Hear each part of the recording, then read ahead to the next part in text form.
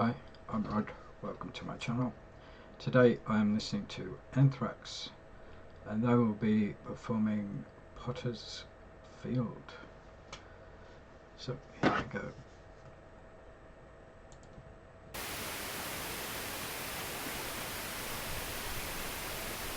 This is a journey into sound.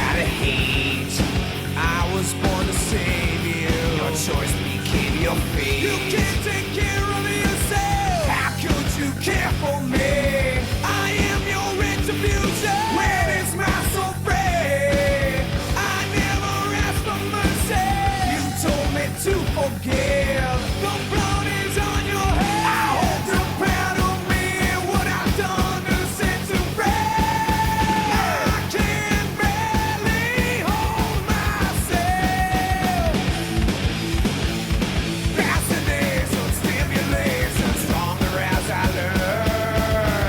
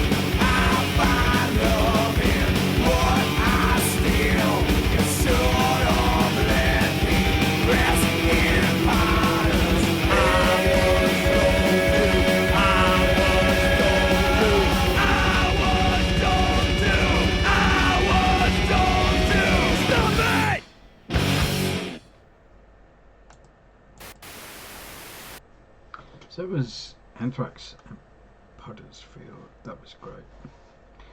So when did this come out? 93. Kind of so grunge has really taken off at that point. Yeah, so this is quite a bit different. I think this might be the first album with John Bush as lead vocalist. It's a little bit different than earlier albums, or what I remember of them. And not just vocally, I think musically, it's not straight up rapid fire thrash metal. This is more melodic. I think there's even vibes of grunge, which is not really surprising for the time. It does show you that even if you're metal or punk, you can still be melodic and still have good songs. So even this isn't as kind of hard and fast as our previous songs. This song still just pummels the listener. I think it's a great song.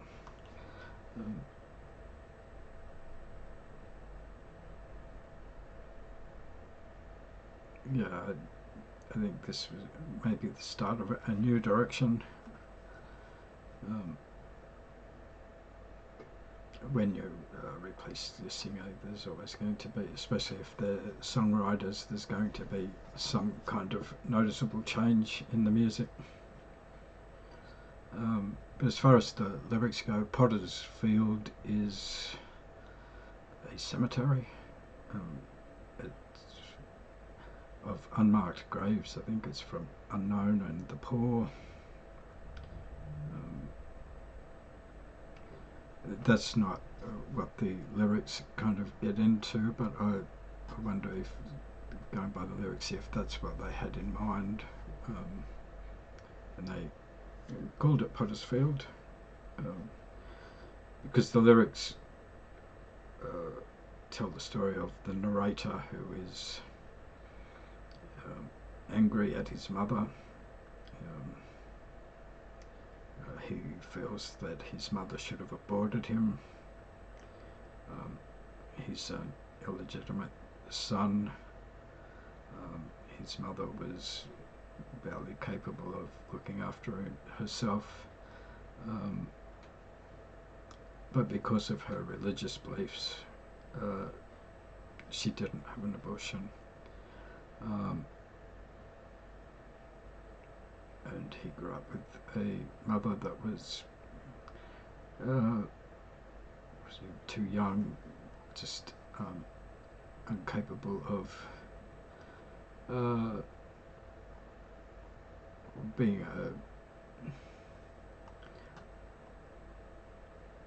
I guess what would be called a good parent, and it ended up in disaster. Although I would argue that's not why. Well, that's not necessarily why kids end up the way they do. But yeah, this is a great song to start the album, and a great way to introduce a new lead singer.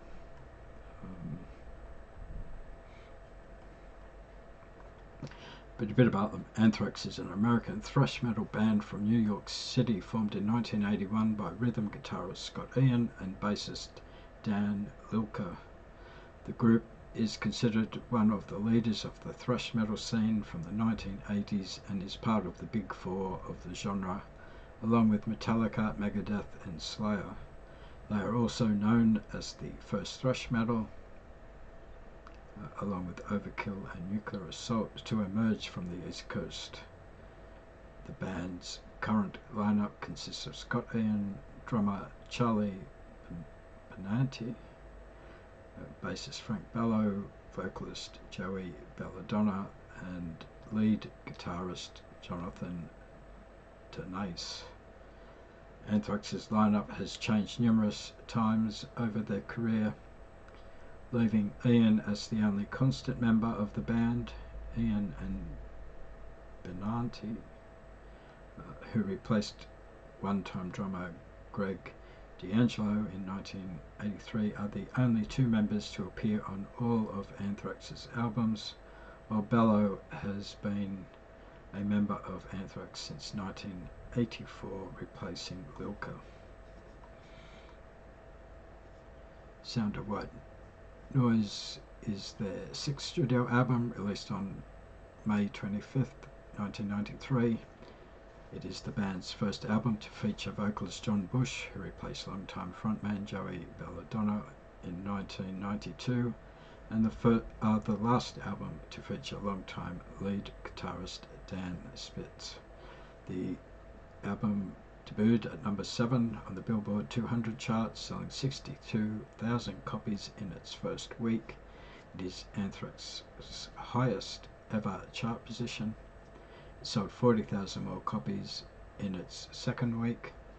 Sound of White Noise was certified gold on July 13th, 1993. As of 2002,